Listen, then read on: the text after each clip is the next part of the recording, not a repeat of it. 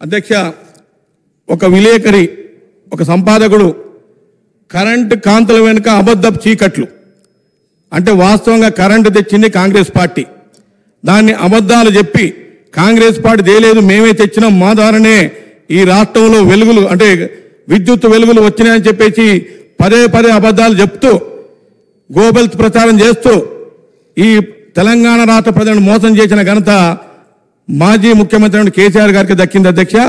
ఇవాళ కరెంట్ అంటేనే మాకే పేటెంట్ రైట్ ఉంది, మా ద్వారానే కరెంటు పుట్టింది, మా ద్వారానే ఇవన్నీ కూడా ఏవైతే పవర్ ప్లాంట్స్ వచ్చినవని చెప్తున్నటువంటి ఈ కేసీఆర్ గారి ప్రభుత్వానికి మరోసారి విజ్ఞప్తి చేస్తున్నాం అధ్యక్ష. ఇవాళ ఈ కరెంటు వ్యవస్థను మొత్తం కూడా అప్పుల ఊబిలోకి నెట్టినటువంటి ఘనత గత ప్రభుత్వానికి అధ్యక్ష, గత ముఖ్యమంత్రిది, గత మంత్రులది అధ్యక్ష. ఇవాళ అటువంటి ఊబిల నుంచి మరి కాంగ్రెస్ పార్టీ ఖచ్చితంగా ఏవైతే ఈ మెజర్మెంట్స్ ఉన్నాయో, రెక్టిఫైయింగ్ మెజర్మెంట్స్ ఉన్నాయో అవన్నీ కూడా తప్పకుండా చేస్తారు.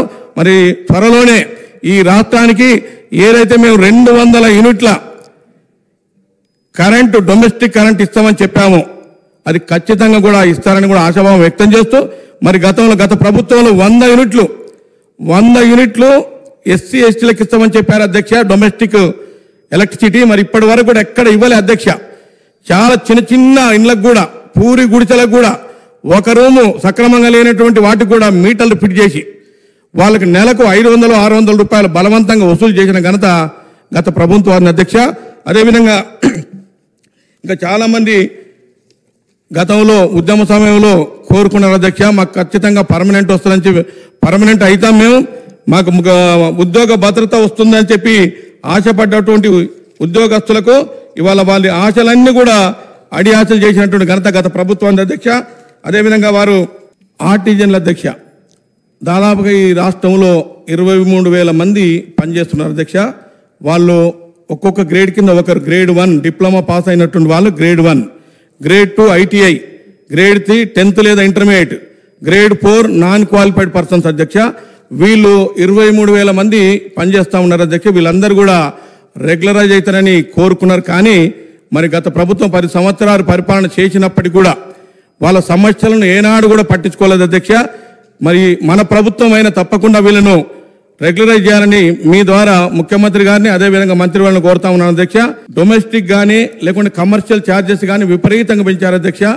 ఎక్కడ కూడా శాస్త్రీయంగా కాకుండా అశాస్త్రీయంగా ఏదైతే అడిషనల్ ఛార్జెస్ కానీ పెనాల్టీ కానీ రకరకాల పేర్లతోటి అందరూ కూడా మోయలేని భారంగా తయారైంది. దాన్ని కూడా ఈ ప్రభుత్వం పరిగణలోకి తీసుకోవాల్సిందిగా కోరుతా ఉన్నాను అధ్యక్ష. అదేవిధంగా మరి అచ్చంపేట నియోజకవర్గంలో ముఖ్యంగా ఈ లో వోల్టేజ్ సమస్య ఉంది అధ్యక్ష. దాంట్లో అమ్రాబాద్ మండలంలో ఒకే లైన్ పైన 33 kV లైన్ పైన 5 సబ్ స్టేషన్లు ఉన్నది అధ్యక్ష. గతంలో నేను ఎన్నో సందర్భాల్లో అక్కడ ఉన్నటువంటి ఈ విద్యుత్ శక్తికి సంబంధించిన ఉన్నతాధికారుల దృష్టికి తీసుకెళ్లాలని అధ్యక్ష. ఎవరు కూడా స్పందించలేదు అధ్యక్ష. అప్పటి పాలకులు వాటిని ఎక్కడ కూడా పట్టించుకోలేదు అధ్యక్ష. అదేవిధంగా పీటీజీ ప్రిమిటివ్ ట్రైబల్ గ్రూప్ అంటే చెన్సూస్ వాళ్ళకు ఉండేదే 1-2 ఎకరాల అధ్యక్ష. వాళ్ళు బోర్లు వేసుకున్నారు, వాటర్ పడ్డాయి.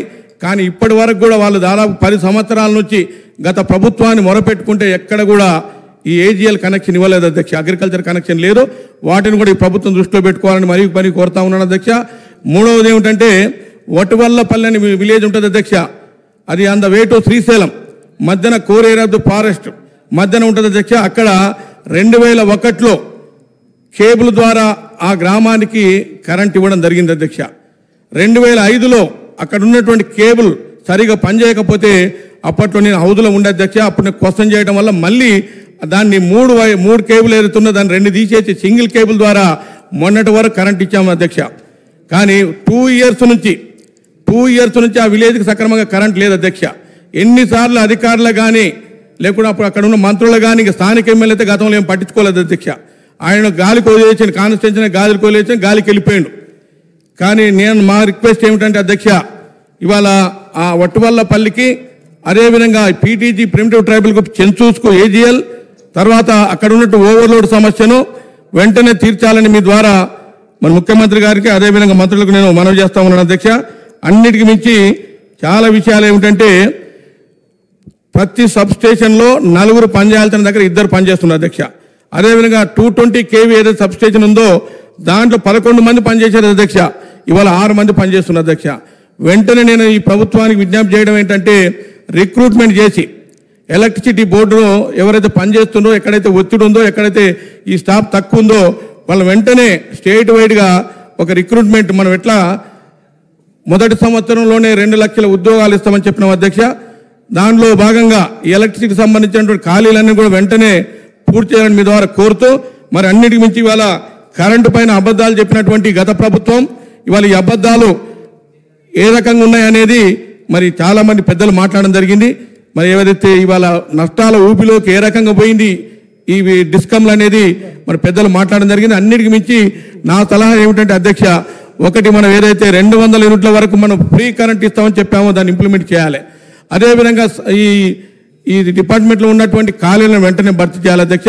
ఎక్కడెక్కడైతే ఇబ్బంది ఉందో, ఎక్కడెక్కడైతే అవసరం ఉందో సబ్స్టేషన్ అన్ని కూడా సబ్స్టేషన్ వెంటనే ఎరెక్ట్ చేయాలని కోరుతా ఉన్నాం. అన్నిటికీ చాలా గ్రామాల అధ్యక్ష 33 kV లైన్ ఇండ్లపై నుంచి వెళ్తుంది అధ్యక్ష. అది చాలా చోట్ల ప్రమాదాలకు గురై చాలా మంది మా కాన్స్టిట్యున్సీలోనే దాదాపు 5-6 మంది చనిపోవడం జరిగింది అధ్యక్ష.